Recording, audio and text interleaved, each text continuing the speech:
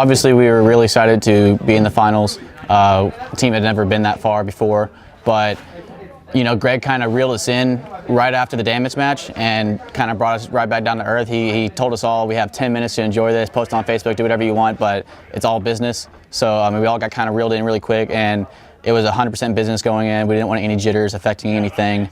And then as far as the match goes, we went down that first point, but again, 100% business, and we're really good about getting right back on track. We're not a real emotional team.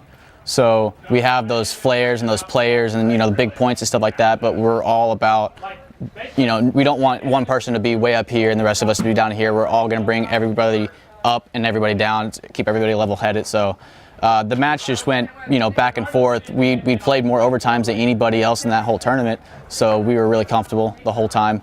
It didn't work out the way we wanted, but that's how paintball goes sometimes.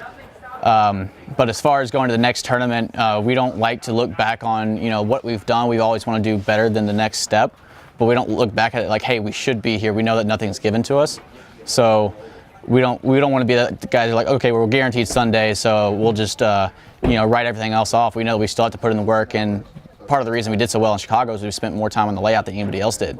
So that's what we're out here doing right now at Paintball Fit, just trying to spend more hours on the layout than anybody else. And it's worked out well so far this season. So that's how kind of the mentality we have going in the Cup. Nothing's given to us, everything we have to take. Right now, it's not a super slow field. It's not crazy just cannonballing on both sides, but there's not a whole lot of ways to kind of zone up on this field. It's a little bit different than what we've typically play. A lot of people say that we have, that slow crisscross mentality, but we're also those people that if we're up bodies, we're not going to take risk. So I'm not going to say we technically like to play slow. We just don't want to take unnecessary risk. So this field, we can make it play the way we need to, but as far as going into it, we know it's not going to be a slow field. It's going to be quick.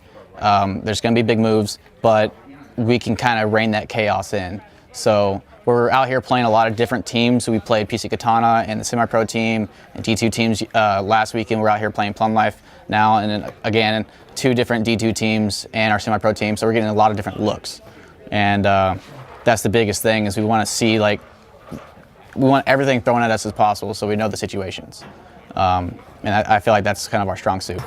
On the break, it's really easy to make it far on the Dorito side, but I think the push side is through the snake side, so maybe not necessarily on the break, but with all the tall cakes and the towers and the pins kind of through the middle of the snake side, I think that's where all the games are going to be closed. And if you want to really push, I think it's going to be a big buy on the snake on the break, and then people are going to close it through the middle, but on the snake side of the W.